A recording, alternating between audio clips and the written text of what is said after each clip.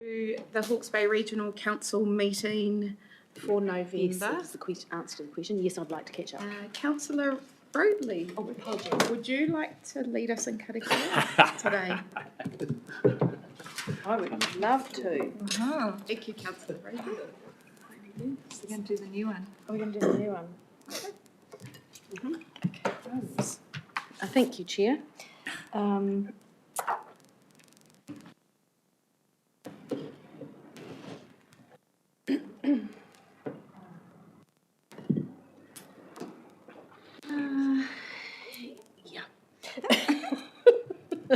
Yeah, sorry, people. Let's go together. The new one that's on the table here. There you go. Tutawa mai I runga, tutawa mai I raro, tutawa mai I roto, tutawa mai I waho. Kia tau ai te mauri tū, te mauri ora, ki te katoa, haumi e, hui e, tai e. Kia ora, Councillor Broadley. Well done. Completely somewhere else. No, just a warm welcome to everyone here, councillors, members, exec staff, and especially our manuhiri, who we'll hear from earlier on in the meeting. So welcome to you all, those online also. Tanya Hotmans, kia ora. Apologies for today's meeting. Do we have any apologies? No, we don't. Fantastic. Any notices?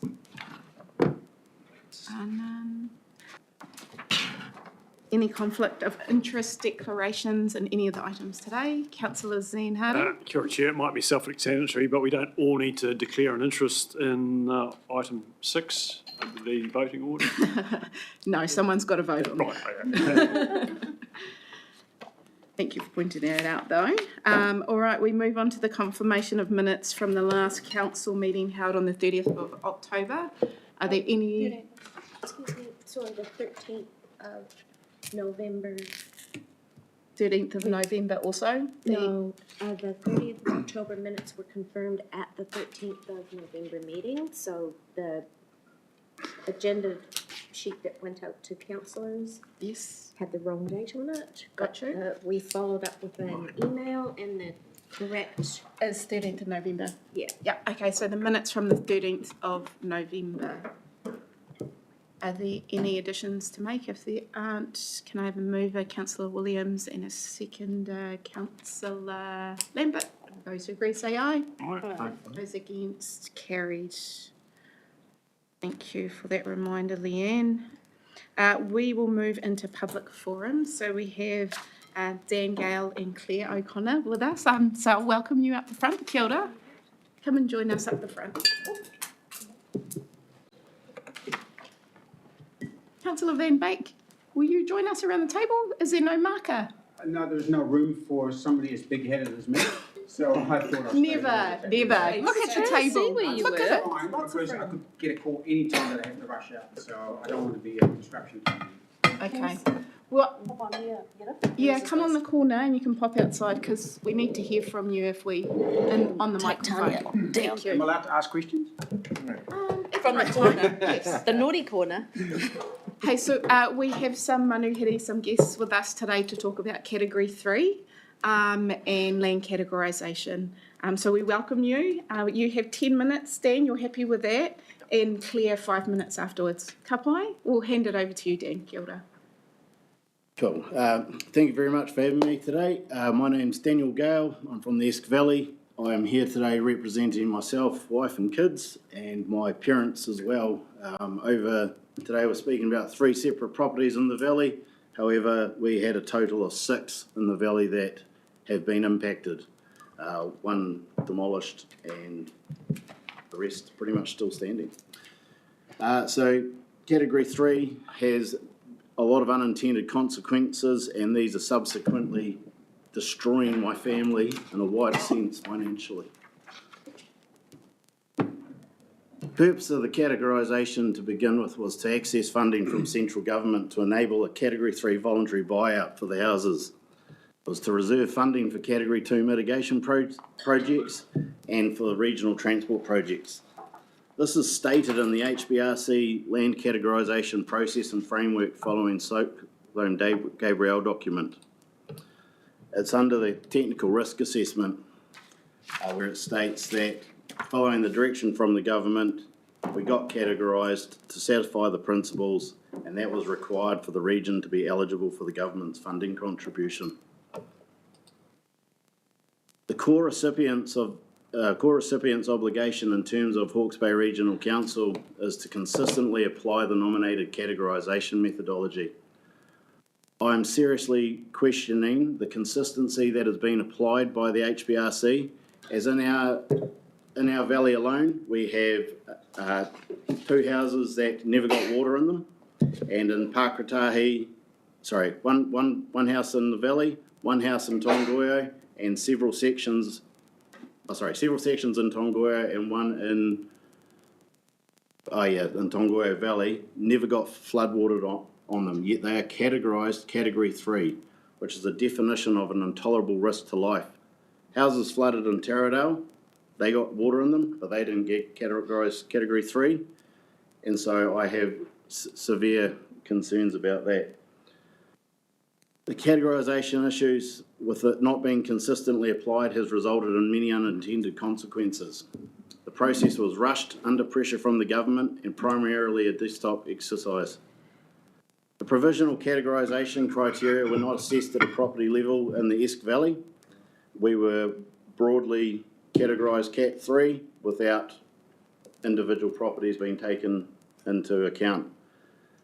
The categorisation was based on value judgments in the PDP report by people who aren't from the area and didn't look at each property.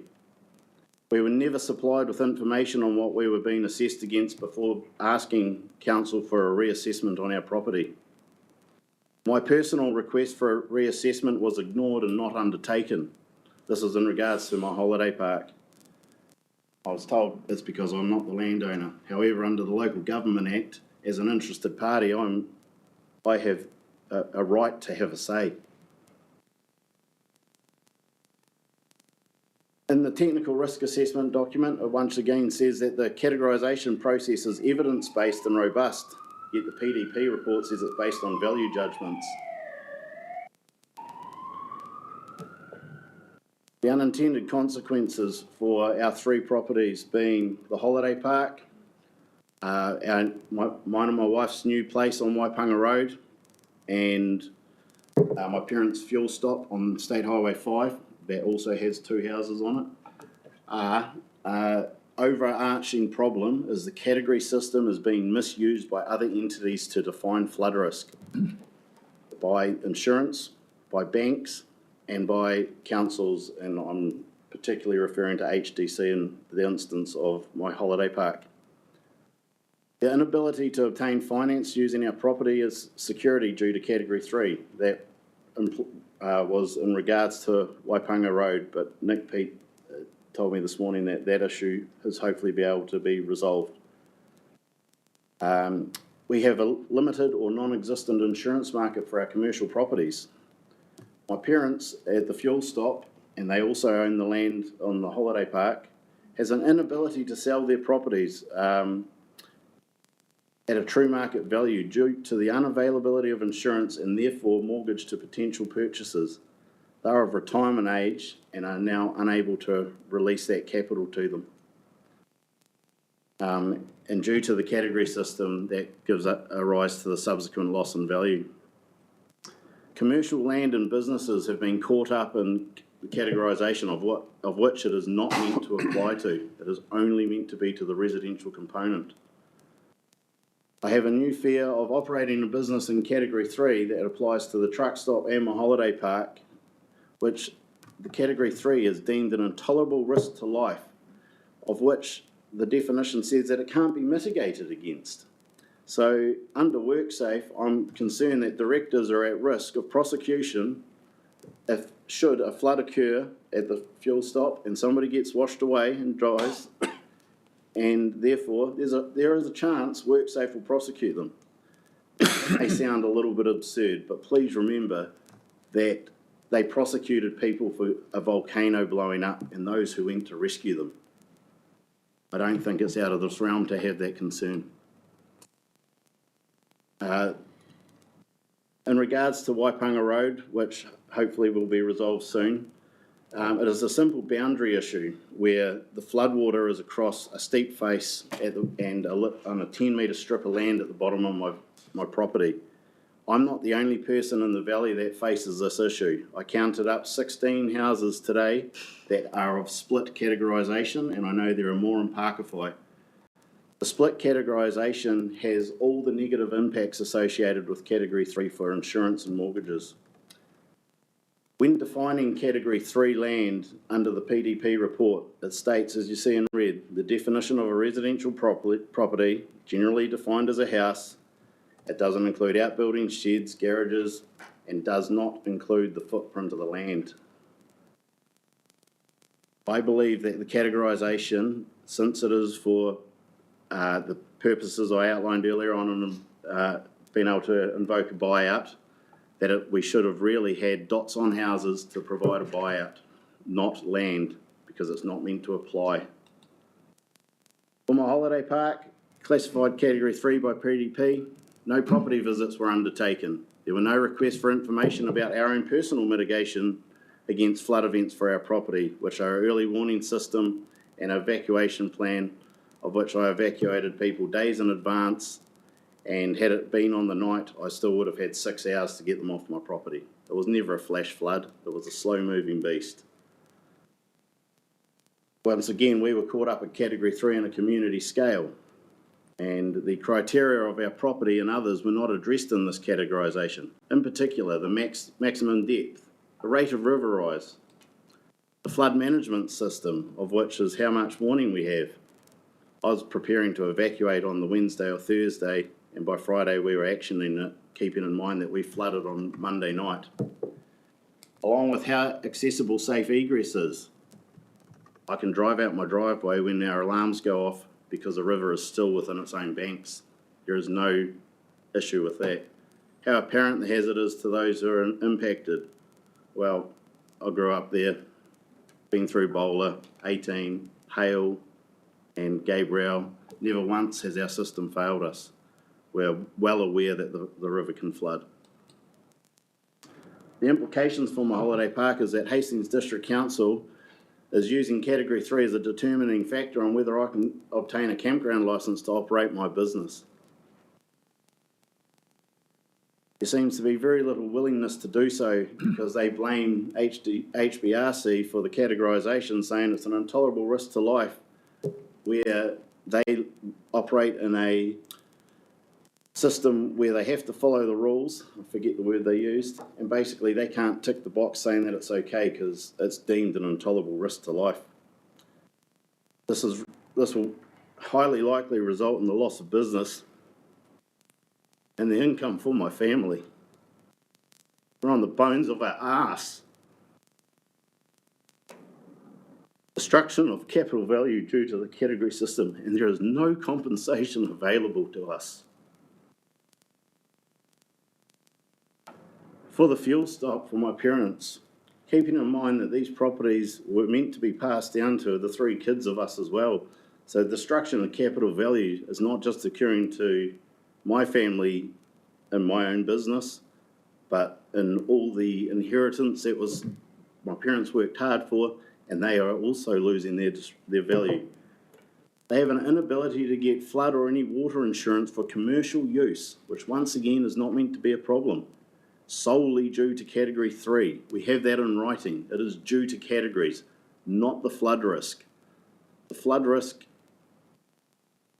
is not being assessed. The Category 3 is a red flag. And so they can't realise the capital, as I mentioned earlier.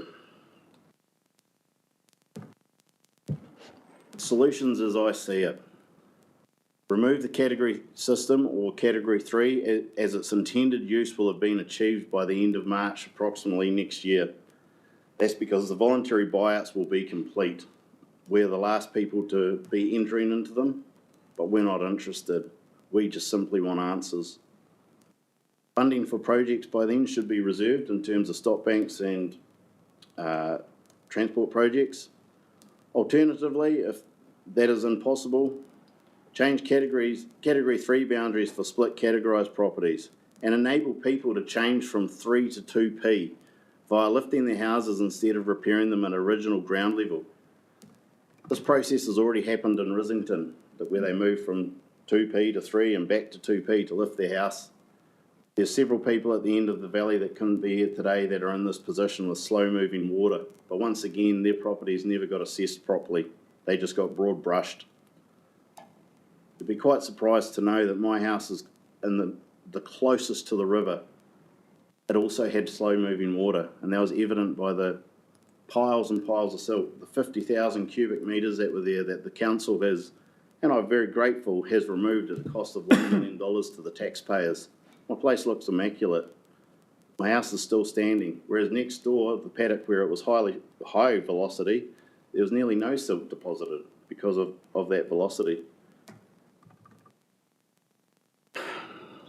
Otherwise, remove category 3 from land and businesses that they operate on. As in Esk Valley, it is already a non-compliant activity to build a new house. The regulations required for your objectives are already there. Those who have gone have taken the option and left, and most of them wanted to. But there's about a half dozen of us who are staying. It should be noted that the category 1 definition, it does not mean that there is no risk, because there still is. Stop banks could fail again in other areas, or that there was no impact from Cyclone Gabrielle, but that there is no intolerable risk to life. I've never seen or been shown the definition of an intolerable risk to life. These category systems and their definitions have no basis in statutory law. The reason, and I want the categories taken off my business and my parents. There is no risk to life at my home and my business. This is due to the early warning systems. The two go hand in hand, and I'm referring to the holiday park. The early warning system and evacuation plans that are in place are required under my resource consent, and they're followed. If I didn't follow them, I wouldn't be here today. I'd be sitting in jail because WorkSafe would have prosecuted me for the death of people. The councils are worried that they will be held responsible for that, but it hasn't happened yet. We feel that we are being punished by a category system that was designed to help people. We've been left behind, and at this point, there's not a lot of hope. But I won't give up fighting because I've been backed into a corner, and I will keep going until I get the result that I need for my family. Thank you for your time. Kia ora, Dean. Thank you for your time and sharing that with us. Claire, I'll hand over to you now. Thank you. Kia ora. Kia ora, Council. That's a bit of a hard one to follow on from. What I'm talking about today is rather personal as well, concerns my home, my family home. I think you will have a copy of a letter from HDC. I'm hoping that all the councillors were given that. This morning? Yes. Which is in reference to requesting to lift my home for self-mitigation. Just to give you a little bit of background, the reason that I put that request forward is because the people that are trapped in place still, I'm one of those. For financial reasons, I cannot take a buyout. I can't move anywhere. So what happens to those people that perhaps are deemed risk to life? Where is the self-mitigation? So there hasn't been a framework sorted for that. So that's why I have applied to the council to lift my home, because the people that are trapped behind, that are still need to get on with their lives and have somewhere to live, they need to look at self-mitigation if the government's not able to help us. So that's the reason for that letter in my application. You'll note that HDC put it back on HBRC as being the reason that there will be a delay in any decisions being made. They've said that HBRC still has work to do in this area. What that is, I'm not aware of. And you should also have an aerial map of my property. So I'm only 1.5 hectares. So I actually qualify for a full voluntary buyout, but the buyout is $500,000 less than the value of my home. So even discharging my mortgages is impossible. I can't buy another home, so I'm trapped. Just to reiterate, I am 1.5 hectares. I can take a voluntary buyout, but I actually can't because I don't qualify to buy another home. So I am one of many that are trapped in that same scenario. So there's just myself and my son. He's 12, he was 10 at the time. Just to give you a little bit of background, where my house sits, which is really close to the coast, but it's on the Panpack side of the highway, I'm right near the North Shore Road intersection. My land is actually higher than the coastal homes that are on North Shore Road, so I'm actually sitting higher. So during the cyclone, I was at home with my son, who was 10 years old at the time. I knew it was coming. At the time, I worked for Higgins Contractors, and I was the person who closed the Taupo Highway on the Friday. So we put the bollards across. I made the call and closed it on behalf of NZTA. So I was really aware of what was coming. I also had a volunteer firefighter as a flatmate who attended the Bayview Fire Station for their flood. Wasn't called out till 11:30 that night, and I was in constant contact with her. So I was really aware of what was happening and waiting to be given the let's evacuate call. It just never came. Okay. So my son and I were the first people to be airlifted in this whole cyclone in Hawke's Bay. We were told it would be at daybreak. What's it called? Search and rescue. They were phoning me and they said, we'll be there at daybreak. They didn't turn up till about 10:30. Okay. So I consider that the lack of evacuation placed me in a risk-to-life situation. So I agree I was in a risk-to-life situation, but not because of where I was, but because there was a lack of response. And I believe that that's what put me in risk-to-life, not where I lived. I would have been gone the day before if Civil Defence had have given us the call. The initial floodwaters rose to just below the stoop on my porch. So my house is about 850 off the ground, which was built that way to mitigate flooding. So that was actually the flood that came through from the esk and came through towards the coast. It later rose to almost 2 metres.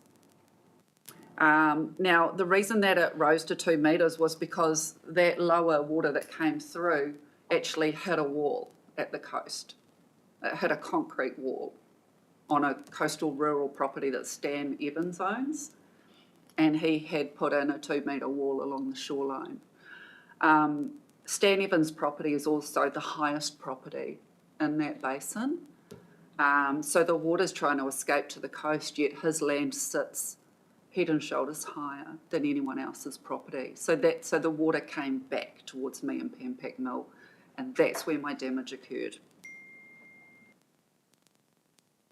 Now I've just lost. Oh, okay.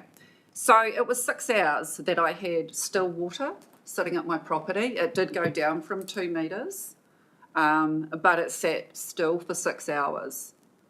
And I actually thought the whole of Napier was gone for that amount of water to be in that area for so long. I thought the whole city was gone. So, yeah, that was pretty impactful at the time. However, I think that time is a great leveller. I think that, when the smoke clears, we just want to get on with life. And living where I live is at my own cost. Like, although I'm financially forced to live there, I've also made the decision to stay there.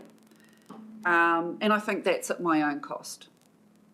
So we're almost 2 years post the cyclone. I think in the first 6 months, there was a combination of such high pressures exerted on the councils, not only by the affected victims, but also by central government and the public, to get decisions made quickly. And I think there was a lot of knee-jerk reactions that had to occur in the timeframe that you had, not only to give people answers, but to secure funding. So I think almost 2 years on, we're a lot wiser, but most importantly, we're more knowledgeable. And it's accepted that there are solutions available on an individual basis, now that the time's been taken to do more research. So we haven't forgotten what's happened, but we do acknowledge what's happened, and we do wish to find solutions that work without compromising our safety, our way of life, and also the cost to others. That is of great concern to a lot of us as well. So my home sits right near Highway 2, and behind me is Petane Marae and Tates Road. Now, my home sits lower than the houses behind me, which is why I flooded more so than their homes. Also, my home was closer to the coast, which means I was closer to the massive blocked stagnant water or stagnating water. There's a house behind me on Tates Road that had no water through it. And it's because of the level of the house. It's elevated, and it's still there now, and it's elevated well above mine. There was no flooding at all. So today I can see the Stan Evans rural property, the coastal property that I referred to before. There's a clean fill operation. It now has a huge drainage system in place for the overland water, and that's at the end of the Panpack, like the underground drain. There's a big sort of drain, and it runs out diagonally across his land from Panpack out to the coast. And that drain has been somewhat widened with the destruction of the 2 metre high concrete wall that ran parallel to the shoreline. So with that wall being gone now, I have high hopes that the area does now in fact have more appropriate drainage for such an event should it occur again. So to put in perspective, I look to Bluff Hill from my front porch. Now, my view prior to the cyclone, I could just see the top of Bluff Hill, and I could see the top of the Bluff Hill Reserve and the houses up the top there. My view now that Mother Nature has been through and righted what was wronged is I can see not only Bluff Hill, I can see the port, I can see the marina, I can see the ocean, I can see the sandy shoreline that's about 400 metres from my house. So I know it's hard for you to imagine where I am, but to go from having this small view because there was such a build-up of land put there, man-made hill put there, and now I've got this massive view and I can see the shoreline. And I've owned my property for 17 years. I mean, it's astounding to me that I have this view now. And hey, if my property was worth anything, it would be worth a lot more now with that kind of view. But yeah, it's really amazing to see the difference just in my view now that Mother Nature has blown out that area for the water to escape. And that's exactly what happened. We were blocked in by high land and it should never have occurred.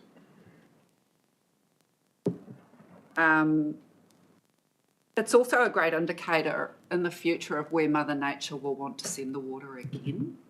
And I think that's something to learn from. No matter what we do, we're never going to stop Mother Nature, and we need to work with it rather than against it. And I think she's already told us where the water's going, so we actually need to take that into consideration when we're planning overland drains, stop banks, those sorts of things, and categorisation.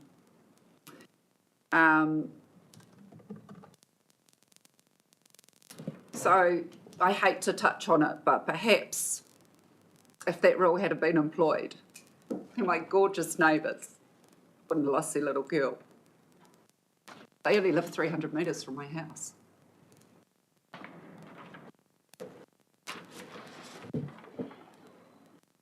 So anyway, we'll get past that. I think if my home had been more elevated, like some of my neighbours' houses, like the one I referred to at the back of Tate Road, my home structure would have actually been unaffected by the cyclone and the blocked waters. With the recent adoption of the more international standard of lifting houses to mitigate flooding, I think that now that we're starting to adopt that in New Zealand, I'm confident that we could move to a situation where we don't have whole areas and whole communities written off, which is what we're doing. we're actually closing down communities and industry, homes. You know, we're closing everything down. We're affecting local business. I mean, the industry out there is just wrecked. You know, they're operating without insurance.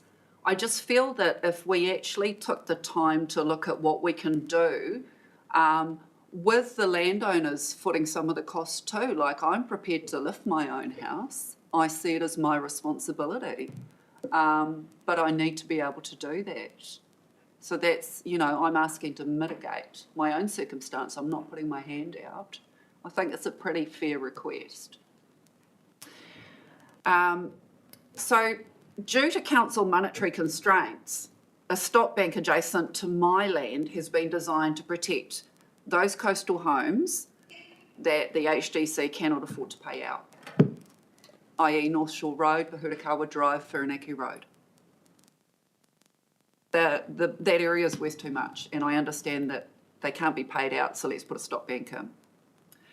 So the design of the stop bank dictates that a highway on-ramp will be constructed at the end of my driveway, adjacent to my property, which would afford me unimpeded vehicle and pedestrian evacuation up and over the stop bank, not less than 100 metres from my house. Obviously, the structure will need to ensure it has upgraded drainage on my side of the stop bank. Again, an investment in the future for landowners and safety. As a bonus to this, myself and my neighbours on my side of the stop bank will then have superior tsunami protection in comparison to my neighbours on the seaward side of the stop bank. It's just something to consider. Approval to lift my home to an approved consent height would allow my home to be placed in Category 2P until the work is completed, and then into Category 1 thereafter. As you are aware, I have submitted confirmation from HDC that they're willing to consider that. I am requesting that a new consideration needs to be made and that a property could indeed be Category 2P if the house was lifted, which would enable the property to go to Category 1 in entirety to enable rebuilding, financing and insurance cover. The property could in fact have covenants applied that would deny any future accommodation building applications. We are simply dealing with what's in place right now. That's all we're asking for. My belief is that if this was a consideration, the homeowner would be 100% liable to fund this, as they still do have the option of current Category 3 status buyout at the ratepayer expense. So I believe it is a landowner cost. So the take-homes from my situation, to wrap up. I'm a solo mum of a Maori family. I have whānau ties to the land and the Patani Urupā nearby, and I have a family member laying there. It was part of the reason that we purchased the property. My relocation prospects are slim financially, and I'm concerned I will not have any financial security for my future or the future of my child. My financial situation dictates that I'm being left behind and worse off than those who are able to relocate. The buyout system is geared to financially favour some over others, which you may not be aware of. I requested to remove my home building, to relocate it and save the ratepayer the demolition costs, just like my neighbours did and several other neighbours. I was told that I specifically would not be given the same ability as my neighbours, and I would have to pay the pre-cyclone market value for my damaged house of over $600,000 if I wished to remove it. Unlike my neighbours, who were not only allowed to remove their houses, they were also allowed to sell them. I'm not afforded the same ability. So you need to be aware that the buyout system is flawed, and the buyout system's there because I'm in Category 3. A buyout system that doesn't treat everybody the same has caused a major impact on homeowners and forced many to stay in place when others were more favoured and given special powers to rebuild their lives. It's demonstrative of a buyout office managed by unsuitably experienced trauma and emergency event personnel. That has become very clear to me. A stop bank is being installed adjacent to my title, which has far superior drainage on my side, as advised by Harry at HBRC, which I'm very positive about. And it additionally affords my quick and effective evacuation from my property should an event arise. My land sits higher than many others in the area, so that's a bonus as well. I support and am willing to self-fund risk to life mitigation to my home by lifting it above ground to a height as specified by council to allow my title to fall into category 2. I believe all lifted houses should be subject to not allowing the lower portion to be enclosed on any of the exterior walls, therefore mitigating any possibility of using the lower space for any sort of human occupation. I do note that this has been adopted as an international standard, and I believe it's needed. I don't think you can trust everyone, and I think that this could just be part of a solution to ensure that people are elevated. And that's it from me. I hope I didn't go on too much. Kia ora, Claire. I just want to thank you both and acknowledge you for everything that you've been through since the cyclone, but especially these challenges. Thank you for bringing them to our attention. And I know you are speaking with some of our council representatives and Nick to work through as many solutions as we can with you. So really appreciate your time in coming in. Kia ora, Kia ora. thank you. Thank you. Thank you. May I ask a question of the CEO? Only one, that's the only one, because we are running on a I know time. we're running out of time, but these people's lives have been Yes, shattered. I acknowledge that, Martin. And you One were very question. generous in letting Claire speak for longer than the 5 minutes. I acknowledge that. Yes. The 14.3 says that we can, with your leave, ask questions. So it's really whether the CEO could advise if those remaining landowners that haven't entered agreements for voluntary buyout could have an opportunity to provide new information where they didn't have an opportunity to submit information on the initial classification, and we could reassess their classifications, applying all criteria in the PDP report that was presented to us, not just risk to life, and see whether a different answer might result. That is my question. That need not necessarily be asked now, but that's what this request is. We're at the pointy end of unintended consequences. I would like some advice on whether that process could be opened I support for that that question. very, very narrow category of cases. I think best I come back to council. Yes, and I don't expect to put you on the spot now. Thank you, Chair. Thank you. Kia ora. Thank you for your time. Thank Much you. appreciated. Thank you for listening. Thank you.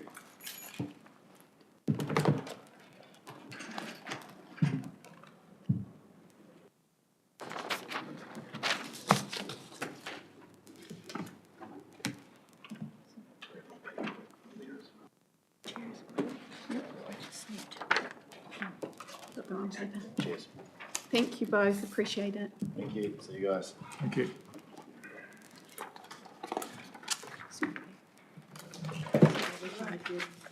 Thank you, team.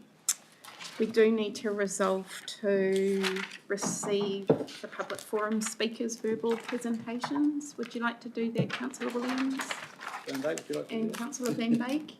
Just to accept the presentations. Oh, yeah. Yes. Yeah, I'll second that.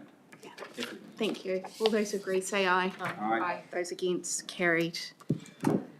Call for minor items not on the agenda. Yes. Waiahiki. Councillor Williams. Waiahiki, thank you. Any other minor items? Just one, Madam Chair. Yes. Santa Claus. What was it? What did you say? Not Santa Hana Claus. Koko. Santa. Hanakoko or Santa Claus, Okay. whatever. that's Santa my Claus, name. did you say? Yeah. Okay. I don't know where that's heading, but I'm sure it's related to council business. Council business. We move on to our decision items. Item 6 is order of candidates' names on voting documents and appointment of electoral officers. So that first part, this happens every 3 years, team. It's quite self-explanatory. The paper is very clear on our options. Are there any questions of our governance team in relation to those options? Councillor Aardvark may have some questions. There are no questions. That's what he calls himself. I did have a question. Yes.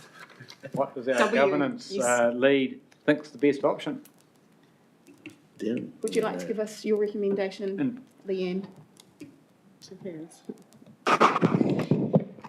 Kia ora, and yes, through you, Chair, it's my view that by going with a random order that removes any potential perception of any type of bias, whether it's actual or not, and so that's the option that I would recommend. Thank you. And is that what was decided last term? Yep. Yes. Fantastic. Okay, so we've got recommendations 1, 2, and 3. With the recommendation I will put as arranged in random. So I am happy to move that. If I have a seconder, please, for that. Councillor Williams. I don't think there's any need for me to speak, or yourself, Councillor Williams? Others may wish to, but No. Any other speakers? Oh, No. Councillor Curtin. Well, as Councillor Williams being a W in the alphabet, is that some sort of conflict? Sure. exactly what we're trying to avoid, Councillor. If there are no other comments, remembering that we've got appointing Warwick Lamp as our electoral officer, which is quite normal. So 1, 2, and 3 with the random option. All those who agree say aye. Aye. Those against, carried. Thank Do you have a you. mover and a seconder, Chair, for that? Yeah, I moved it and Councillor Williams seconded it. Because he was at the end. Thank you for checking that. I was thinking about ordering it by height instead. Yes, absolutely. Short people first. Point of order. Okay, serious. Okay, item 7. The Graham Low Tannery Resource Consent Hearing Commissioner Delegations. Who would like to lead out on that? Kia ora, Paul. This is also quite straightforward, but if you can just provide a summary before we afternoon. can ask questions. Thank Yes, you. it's so in relation to a resource consent hearing that we're planning for 16th of December and getting a delegation in place for an independent commissioner to hear that, or to run that hearing and make a decision. And it's in relation to a replacement consent application by Graham Low Tannery to discharge contaminants to air. There's two submitters from nearby residential area that still wish to be heard, and it's in relation to odour effects. Okay, and could you just run us through the recommendations? It's to delegate to Mr. Bill Wasley, who's a certified commissioner, the necessary delegations to hear and decide on that resource consent application. Thank you. Are there any questions of Paul? Sorry, Chair, I actually should have declared a conflict at the beginning of the meeting. Okay, well, we can note that now. Thank you. I act for a number of the Low family interests. So Okay, I remove could yourself. should I remove myself? No, just from voting and speaking. Thank you. Are there any other questions? There are none. Can I please have a mover for the recommendations? Move. Councillor Harding and Councillor Van Beek, would you like to speak? Thanks. Like to speak? Thank you. Any other speakers? All those who agree say aye. Aye. Those against, carried. Thank you very much. Thank you. Thanks, Paul. Moving on to a fixing of the common seal. If there are no questions, I am happy to move that. Councillor Foley, would you like to second? Thank you. All those who agree say aye. Aye. Those against, carried. Come on. We're gaining some time back, team. Okay, our next item is the information and performance monitoring item, which is the Hawke's Bay CDM Group Transformation Update. So I'm going to welcome to the front Matt Boggs, who is our Transition Director. So remember, he's been in charge of implementing the recommendations from the Mike Bush review. He's, personally, I've seen him do a brilliant job in this space. He last spoke and presented to the Joint Committee on Monday. So we are going to get a similar presentation and workshop after we move this paper first, because there are sensitive items in the workshop part. So Matt, what we'll do is go through the paper now as it sits. We will move some things, and we've got additional recommendations from one of our councillors as well to consider. And then we'll move into public excluded workshop. Ka pai? Nick, did you want to introduce that and then hand over to Matt? Thank you. Through you, Chair. Arising from Cyclone Gabrielle and then the subsequent reviews, the Joint Committee asked so that's the governance arrangement for Hawke's Bay Civil Defence, asked the Coordinating Executive Group, which is chaired by Doug Tate, CHBDC CE, to look at the future of civil defence in Hawke's Bay, how we were arranged and structured as a group of entities that contribute to civil defence. As a result of that, Matt was brought on board as the Transformation Director and has been running that process. And as you'll hear in the item, we are at the point of a draft strategy, and that draft strategy is being taken to all of the councils that constitute Hawke's Bay Civil Defence. It's going to the staff who are involved in Hawke's Bay Civil Defence and to mana whenua for a view on that strategic approach. Matt is leading that work. And you may remember that for this council, we are the administering authority. So we provide the resource to the group office and surge staff to the group office. And so Matt has come here first, given you are the administering authority, to fill you in on the draft strategy and go from there. So with that, Madam Chair, I'll hand over to Matt. Kia ora tātou. Matt Boggs, Takanoa. I've been here since August this year. Prior to that, I was a consultant, which is not a good phrase in Wellington at the moment, so it's a nice career turn for me. I'm a controller in Hutt City in the emergency management system there, where I was a general manager for a couple of years before, and prior to that I was 30 years in the military, where I did a number of roles, including acting Deputy Chief of Army and Head of Operations Intelligence for Defence Force.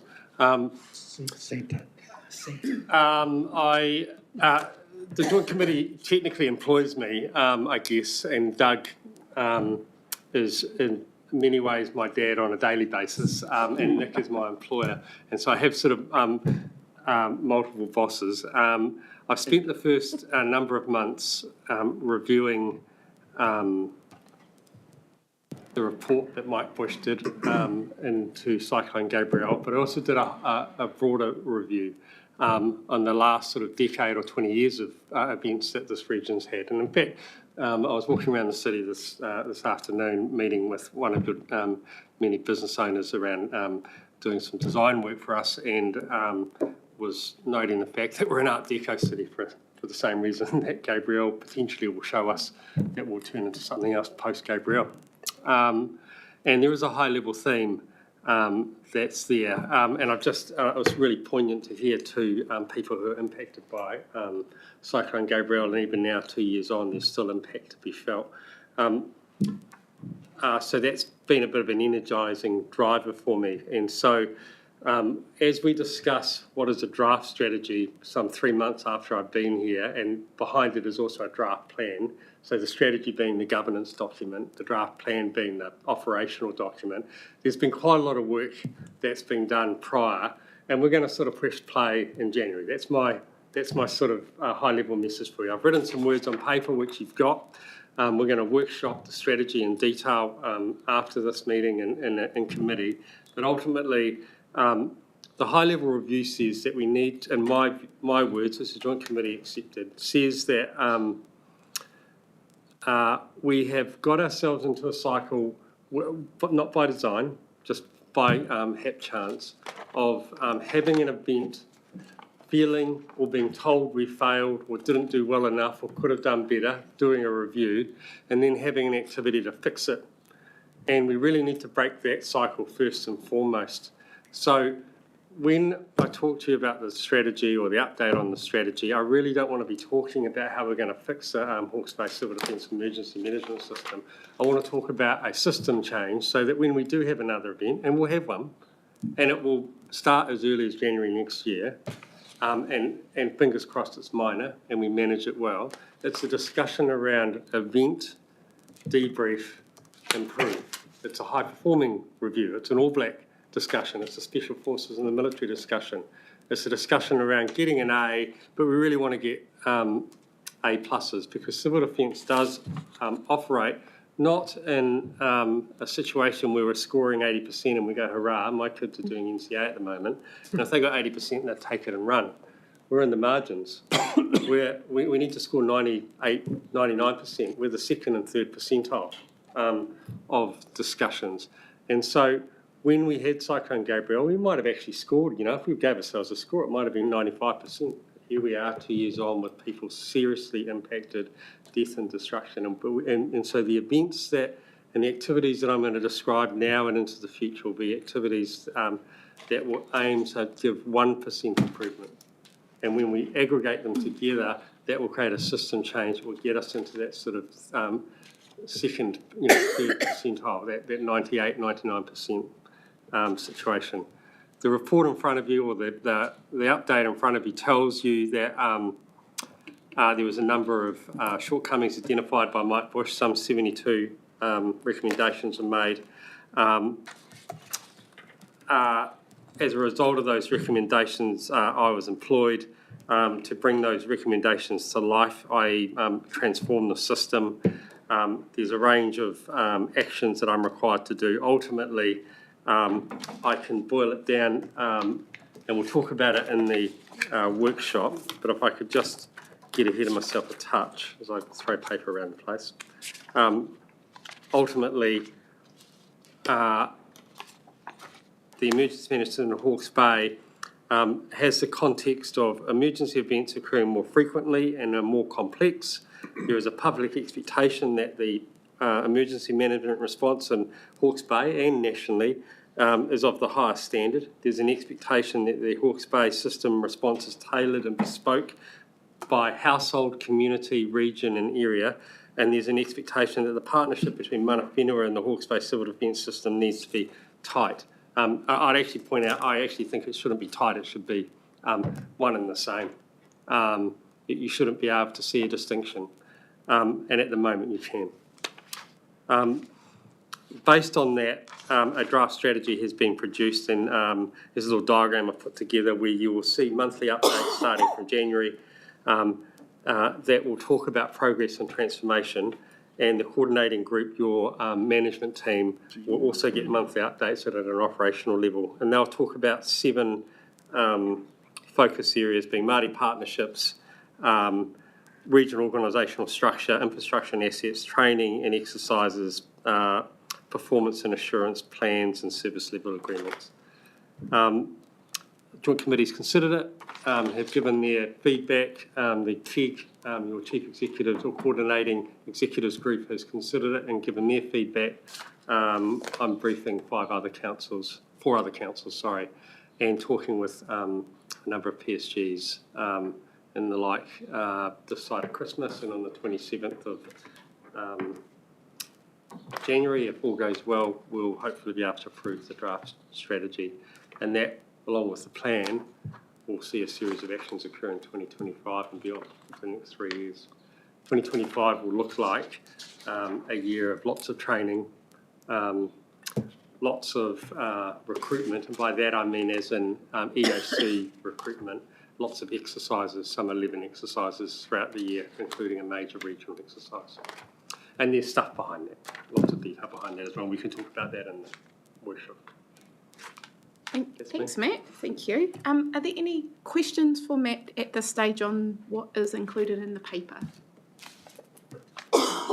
Councillor Curtin, did you have a question? Yes, thanks, and thank you for your very clear enunciation of progress to date. I've just got a couple of questions, and it's in regard to, sorry, I'm just a little bit lost here. In the paper, it talks about, at paragraph 5, you've been employed to produce priority action plan and lead implementation of the action plan, including but not limited to, and then you've scheduled 10 points that that you're looking to implement. You're familiar with those? Yep. I just wondered, and I was curious to know if there was room to include further actions in that, which I feel are very relevant to what ought to be implemented now.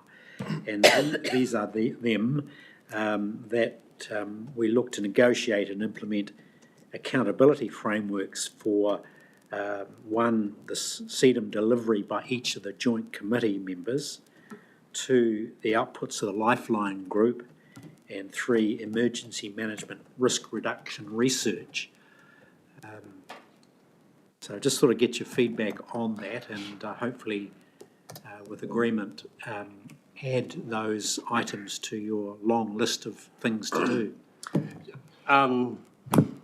Thank you for that question.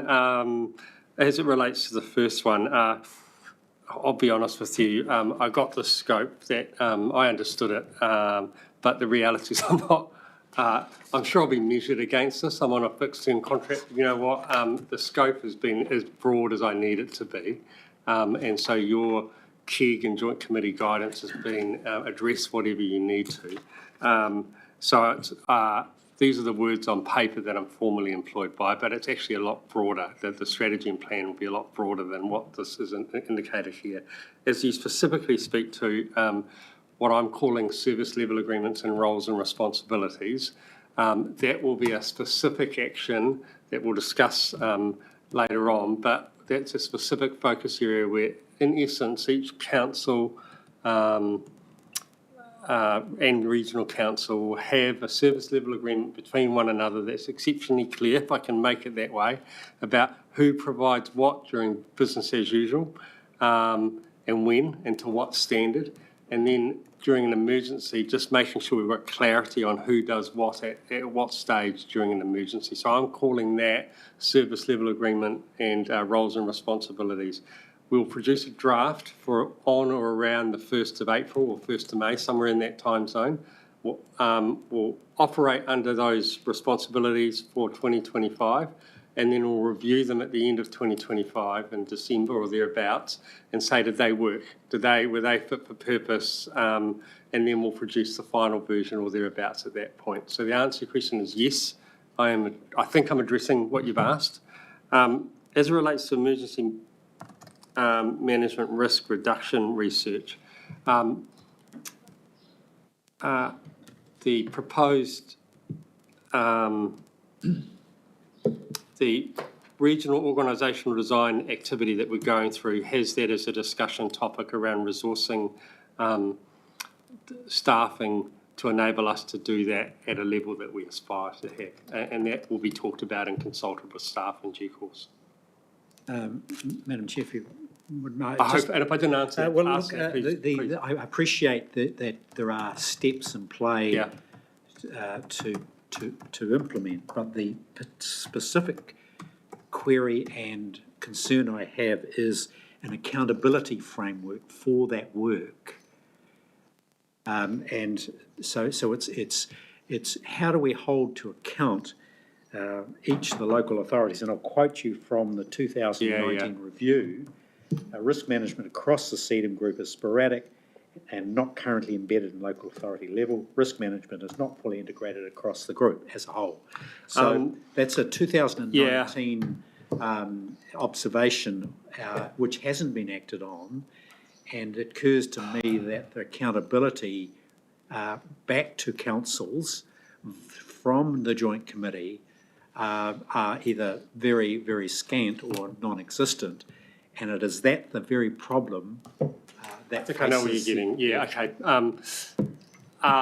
Noting that we're in the public forum of this, and we will discuss it in the draft strategy phase, it's my intent, post-engagement, that you will see accountability at both local at the local council level and at the regional level, and each will have responsibilities. We currently operate under a centralised model where the regional council holds the gift of emergency management. I think you'll find in the new approach that councils will be held accountable, but under the context of a joint committee structure. So that's accountability from peers talking to peers. So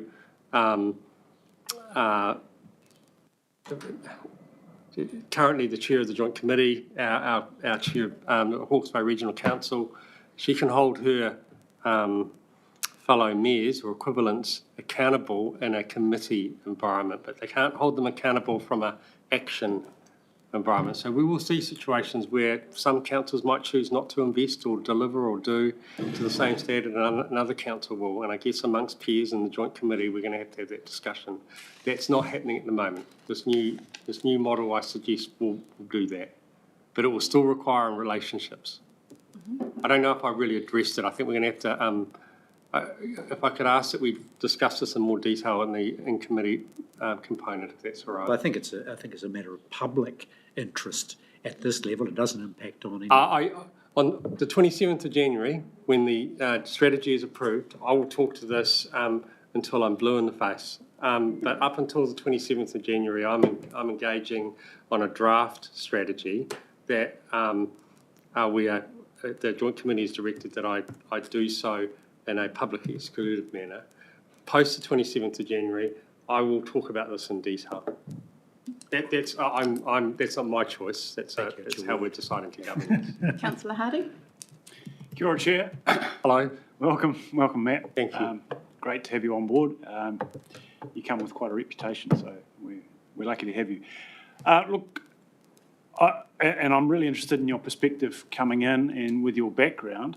This, when we talk about civil defence and when we as councillors look at civil defence, it's a local authority. We look at it with a local authority lens. Are we missing a trick? What's missing in these papers and missing in the experience that we as councillors have of the system as emergency management services? So I find it quite remarkable, and this might be something which is addressed to your comfort and is addressed via the CDM group, but we have no visibility whatsoever into that integral part of our response system, which is emergency management services. And we have no idea about whether they're happy, unhappy, or ambivalent about what you're proposing. So that's my conundrum. Look, in the first month of January of 2025 in January, it's my intent, and you'll forgive me if it's February, not January, but close enough, you'll receive a dashboard that tells you how we're tracking against transformation and how each council, 4 of them, and the regional council are performing against readiness standards. And that dashboard will have colours on it there's not a lot of green there. And over the next 3 years, we're going to transform the system so there is a lot of green there. But you're right, you're missing a dashboard. You're missing that visibility, and you should have it. We've had numerous reports suggesting we need to have it. Your joint committee does have it, and your chief, your coordinating executive group does have it. So there is I would say there is visibility, but it sits at that level. I would hope that the dashboards are publicly available and updated on a monthly or quarterly basis, depending on what's appropriate. And everyone from our community member sitting in a street down the road all the way through to governance boards should be able to get a clear picture about readiness and where we stand. At the moment, we don't have that. Okay. Sorry. I think we get ourselves caught in a bit of a cycle. Yeah, and just to be clear, that's great. My question is specifically in relation, are we operating, the risk of us operating in a bubble of thinking it's just about local government, right, and not about all of the other components in particular? I was making the point around emergency. Oh, yeah, I see. Are you talking about the broader system around emergency services? I'm talking about police, fire. Yeah, sure. Right. Yeah, look, I have some experience with NEMA. I've clearly worked in defence. I've just done a review on defence as a consultant or as an employee in some kind of funny middle ground on Army's performance in emergency management. we don't tend to incent. I would say, as a personal opinion, that central and local government doesn't incentivise coordination and cooperation. There is no incentive for Napier to join forces with Hastings or Wairau or Central Hawke's Bay. I mean, or with the police or with Fens to hook up with their Horizons partners. There's no incentive there. Now, they do so because people are awesome and people care and relationships, but the incentives aren't there. So your observation around is local government sitting in a bubble next to emergency response services, sort of. They meet regularly. They talk regularly. There's an awareness around capacity. They share their statuses. We're not funded or held, and neither are they, to be awesomely ready and responsible. And I think where we need to focus is from the day there's an emergency to the moment we're awesome. So even Cyclone Gabrielle, there was a period of time where we were operating with gas. I don't know what time that was, 3 days in, 5 days in, 7 days in. There's a point, though, where we were operating with gas. Well, that's delta is the issue. Between the moment we declared an emergency to the moment we were really had our finger on the pulse, we've got to shorten that. And that's all that we can do in this transformation, is shorten the gap. Because we'll still have an emergency and there'll still be a bit of chaos. There'll still be people on leave, there'll still be people who are roles not filled, there'll still be people at different train states, and the list goes on, right? So it's trying to bridge that gap between, shit, there's an earthquake's just struck now, right now we're all in a meeting, we all have to shoot away to our various areas, to 12 hours later we've got it. Because at the moment, I think it's sort of 48 hours or 72 or whatever the time frame is. We've got to shorten that gap. The only bit we can own is the local government component of it. I think the other bit we can do, though, is lead.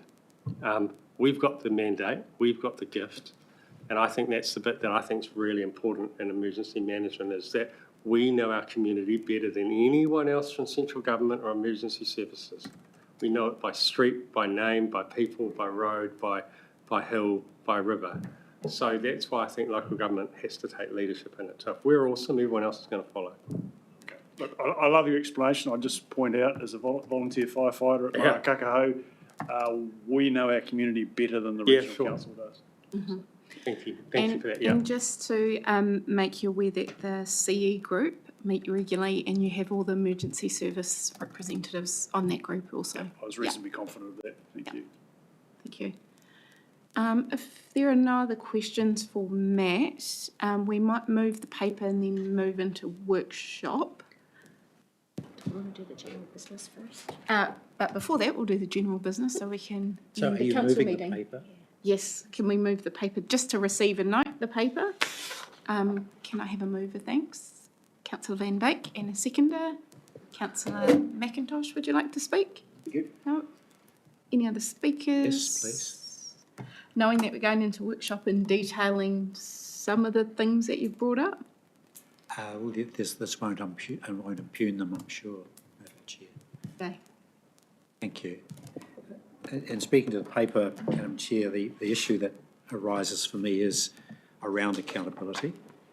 And my concern is that one of the shortcomings of a joint committee is that everyone makes a decision, but no one wants to be accountable for those decisions. And over a decade of the CEDM's activities, we've experienced this where the local authorities and others have not stepped up to the mark and maintained sufficient civil defence capacity, and that became all too apparent during two events, one in 2020, of which there was a major report identifying such, and obviously with the Cyclone Gabrielle event, again, a major report identifying the shortcomings that were there.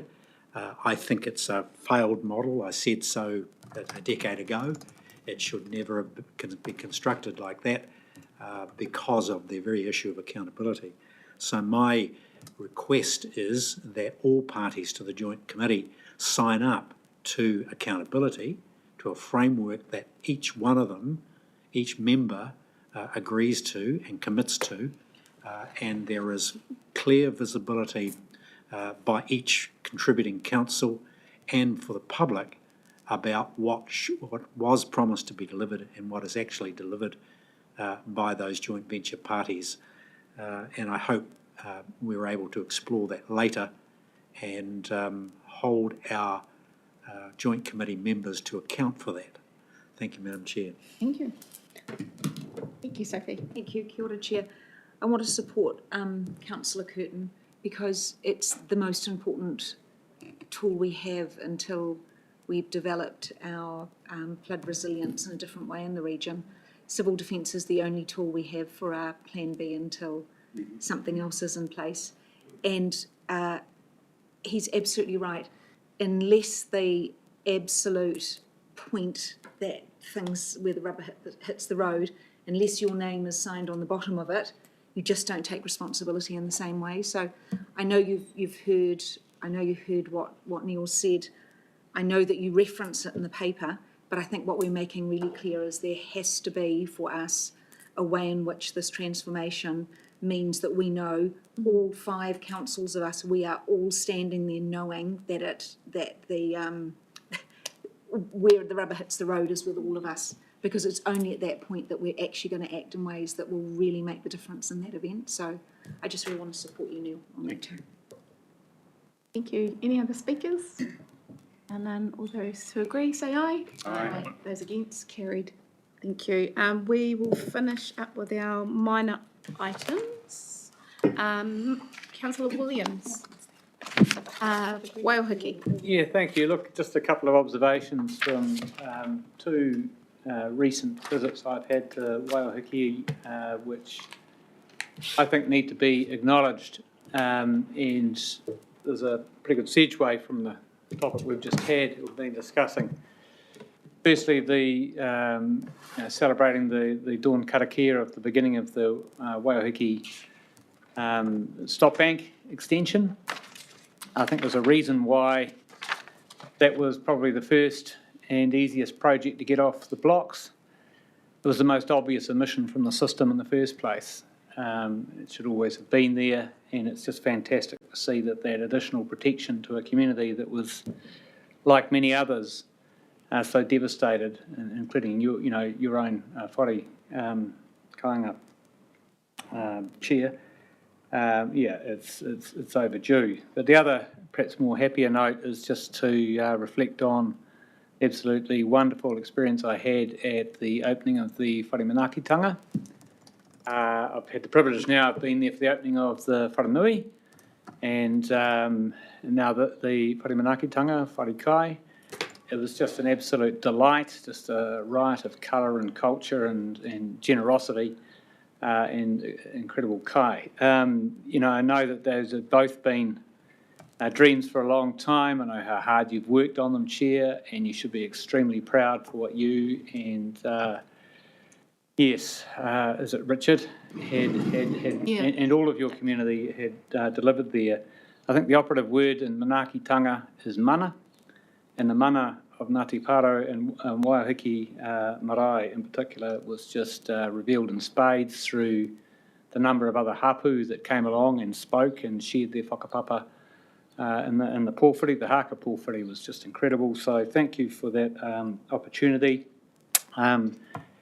It's a real, tribute to the resilience of your community. It's an example of resilience and being able to rebuild from disasters better.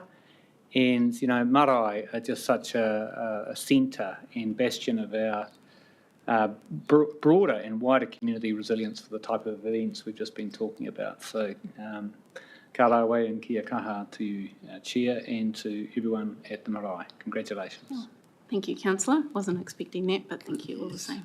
Hana Koko. My apologies, Madam Chair. My over exuberance for the for Christmas to roll around, I got ahead of myself by 1 month. I'll postpone my minor items for next time. That was it. Oh, Like you got a month to grow a beard. Come on. All right. So wait on. I think that is the end of our council meeting business. So we'll close off there, but we're going to continue with Matt in workshop. Do we need a resolution for that, Leanne? Do you have something for us ready? Is it public excluded or is It's it, public excluded, or yep. is it end of meeting? End of meeting. Should we do end of meeting then? Yep, okay. Workshop, And public So- excluded. Because the Yeah. item was in open public session, I would advise that I think we should pass a resolution to go into Yeah. public excluded rather than just close the meeting, because Okay. then that allows the public to know why we're going to want to discuss it okay, without the public excluded. Yeah, okay. And do you have a resolution ready? I do have one. Thank you. So the reason that it's been suggested that we do have these discussions in public excluded is to enable the discussion of the proposed group's structural changes without creating unnecessary uncertainty for potentially affected staff and community members. So that's under section 7(2)(f)(2) of Lagoima. Thank you. Are there any questions to that reason? There are none. Can I have a mover to move into public excluded? Thank you, councillor Harding, and a seconder, councillor Sears. All those who agree say aye. Aye. Those against, carried. Thank you.